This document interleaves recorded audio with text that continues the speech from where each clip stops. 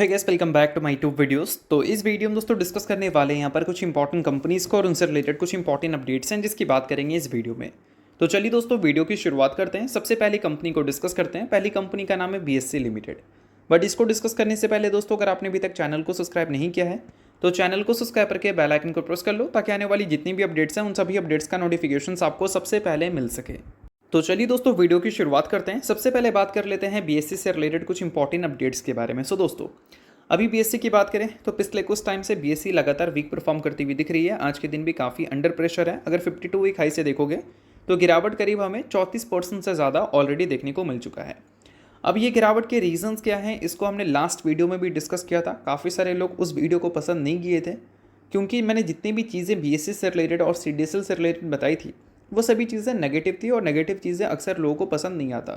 But दोस्तों, मैं जितनी भी चीज़ें आपको बताया था पिछले वीडियो में, चाहे बीएससी से रिलेटेड हो या फिर सीडीएसएल से रिलेटेड, वो सारी चीज़ें ये इंडिकेट कर रही थी कि बीएससी और सीडीएसएल में गिरावट क्यों हो रही है, ना कि ये इंडिकेट कर रही थी कि आपको इस चीज़ के बेसिस पे सीडीएसएल और बीएससी को बेच देना है। मैं किसी भी तरह का आपको रिकमेंडेशन नहीं देता हूँ कि आपको बाई करना है, होल्ड करना है या फिर सेल करना है। जो चीज़ें मार्केट में होती हैं उसके रीजंस मैं आपको समझाता हूँ। लाइक अगर कोई स्टॉक ऊपर गया है, उससे रिलेटेड कोई अपडेट्स हैं तो वो मैं आपके साथ शेयर करता हूँ और वही सारी चीज़ें मैं आपको इस वीडियो में भी बताने वाला हूँ। अब दोस्तों, काफ़ी सारे लोग बोल रहे थे कि बीएससी जो गिरावट दिखा रही है वो गिरावट कहाँ तक जाएगा। अब देखो, एग्जैक्ट नंबर तो किसी के पास नहीं होता कि चलो इस लेवल तक जाकर बीएससी बॉटम बना लेगी, उसके बाद बीएससी में सिर्फ रिवर्सल ही रिवर्सल है। ऐसा कुछ भी किसी को नहीं पता होता, ठीक है। तो बीएससी एक चीज़ ज़रूर फेस कर रही है और वो है वैल्यूएशन कंसर्न। और सिर्फ ऐसा नहीं कि बीएससी ही फेस कर रही है, बाकी जो कंपनी है मार्केट की उसमें भी ये चीज़ें आपको फेस होती हुई दिख रही है। अगर इसके करंट स्टॉक पी की बात करें तो वो है 58.2 का, और इसके इंडस्ट्री के पी से इसको कंपेयर करें तो ज़्यादा है। और ऐसा नहीं कि ज़्यादा है तो ख़राब है, ऐसा नहीं है। बट जब मार्केट में ग्रोथ कंसर्न क्रिएट होती है, लाइक पास्ट में किसी ने अच्छे नंबर्स दिखाए हैं और मार्केट में एक कंसर्न क्रिएट हो चुका है कि फ्यूचर में नंबर्स उसके अच्छे रहेंगे या नहीं, तब आपको ये वैल्यूएशंस की करेक्शंस देखने को मिलती हैं। अब दोस्तों, वीडियो में आगे बढ़ने से पहले बात कर लेते हैं कुछ इंपॉर्टेंट अपडेट के बारे में। अपडेट दोस्तों ये है कि पिछले कुछ टाइम से स्टॉक मार्केट में लगातार एक क्रैश हमें विटनेस करने को मिला है और इस क्रैश में काफ़ी अच्छी अपॉर्चुनिटी हमें मार्केट में दिख रही है। और वो अपॉर्चुनिटी ऐसा नहीं कि सभी के सभी कंपनीज़ में है, कुछ कंपनी में अपॉर्चुनिटी है तो कुछ कंपनी में आप पैसा डुबा भी सकते हो। और इसके लिए आपको फंडामेंटल्स एंड टेक्निकल्स का नॉलेज होना चाहिए और वो सारी चीज़ें मैं आपको एक वेबिनार में सिखाने वाला हूँ जिसका डेट आप नोट कर सकते हैं, जो कि है 16 मार्च, और इसके टाइम भी आप नोट कर सकते हैं। अब देखो दोस्तों, अच्छी कंपनी में इन्वेस्टमेंट करने से अच्छा पैसा नहीं बनता। अच्छी कंपनी में इन्वेस्टमेंट करते समय आपको अच्छा टाइम भी नोट करना है और अच्छे टाइम पे जब इन्वेस्ट करते हो आप, तब आपका ज़्यादा अच्छा पैसा बनता है। तो फिलहाल मैं जो सेटअप यूज़ करता हूँ किसी भी कंपनी में इन्वेस्टमेंट करने के लिए, वो सेटअप मैं आपको इस वेबिनार में सिखाऊंगा। टेक्निकली काफ़ी अच्छी तरह से आपको वो चीज़ समझ आ जाएगी और पास्ट में जो भी कंपनी में ये सारी सेटअप्स मैंने यूज़ की है उसके परफॉर्मेंस भी हमें काफ़ी अच्छे देखने को मिले हैं। उसके डेटा आप यहाँ पर चेकआउट कर सकते हैं। काफ़ी सारी कंपनी में इसी सेटअप के बेसिस पे हमने इन्वेस्टमेंट्स की थी। और दोस्तों, एक और पॉइंट मैं आपको बताना चाहूँगा कि अभी मार्केट में मैक्सिमम कंपनी 40 से 50% के डिस्काउंट पे है।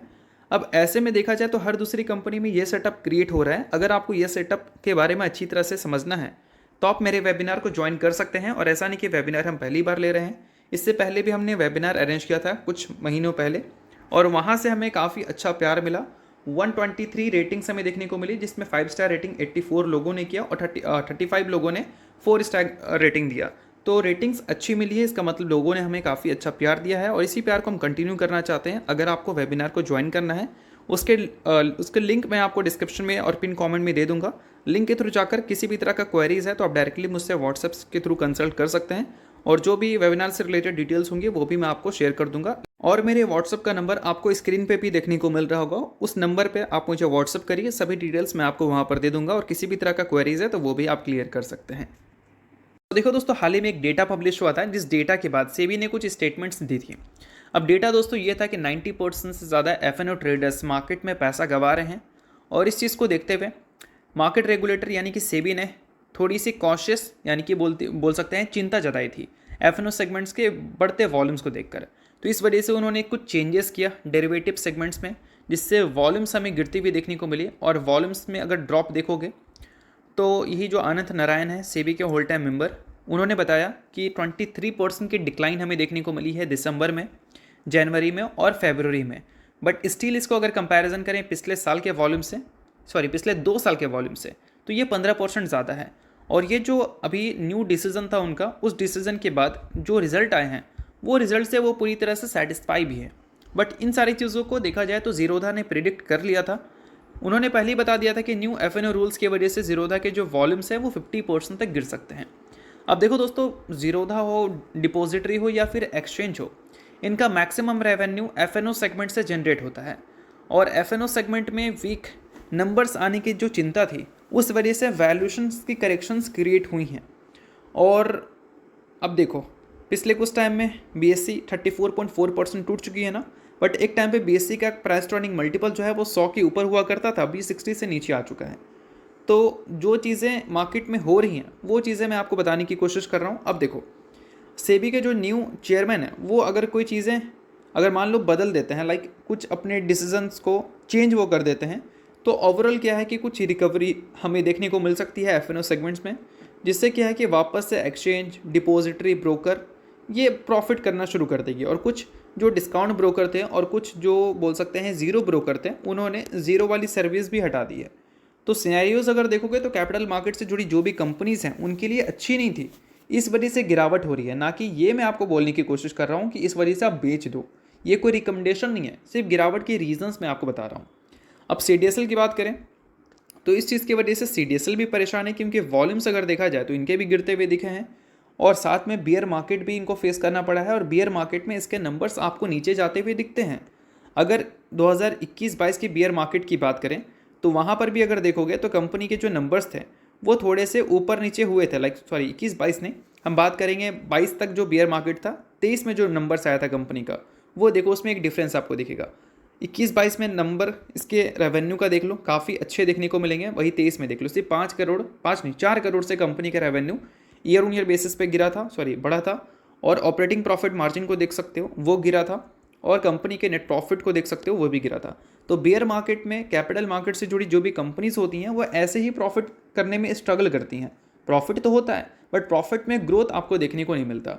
और ऐसा टाइम जब भी आता है और उस टाइम कोई कंपनी अगर एक्सपेंसिव वैल्यूएशन पे रहती है तो करेक्शंस तो देखने को मिलेगी ही ना, क्योंकि पिछले कुछ टाइम में सीडीएसएल के भी प्राइस टू अर्निंग मल्टीपल्स में वन साइडेड तेज़ी दिखी है। तो वैल्यूएशन वाइज तो ये भी कंपनी एक्सपेंसिव थी। अब आगे चलकर कंपनी के नंबर्स अगर स्लो होंगे तो इन्वेस्टर्स को तो लगेगा कि 70-80 के पी पे ये कंपनी क्यों ट्रेड कर रही है, ये कंपनी का वैल्यू तो 40 के पी पे होना चाहिए। तो इस वजह से आपको इसमें भी वैल्यूएशंस के करेक्शंस देखने को मिली है।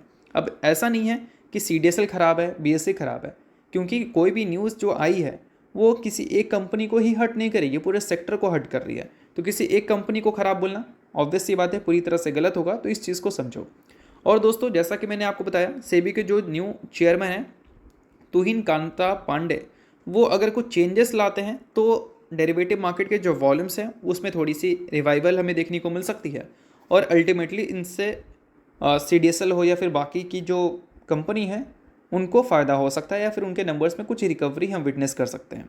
और साथ में सीडीएसएल के जो ट्रांजेक्शन चार्जेस में डिस्काउंट अभी रिसेंटली हमें देखने को मिला है, उस डिस्काउंट को अगर सीडीएसएल बैक टू नॉर्मल कर दे तो ये सीडीएसएल के लिए अच्छी बात रहेगी। तो इस सारी चीज़ों को भी आप नोट कर लेना। तो चलिए अब डिस्कस करते हैं अगली कंपनी को। अगली कंपनी का नाम है दोस्तों इरेडा, यानी कि Indian renewable energy development agency limited. अब देखो दोस्तों, इरेडा से रिलेटेड कुछ इंपॉर्टेंट न्यूज़ है। न्यूज़ दोस्तों ये है कि आज के दिन इरेडा का शेयर थोड़ा अंडर प्रेशर देखने को मिला, क्योंकि आरबीआई ने रिजेक्ट कर दिया इन्वेस्टमेंट प्रपोजल को for upper Karnali hydro project.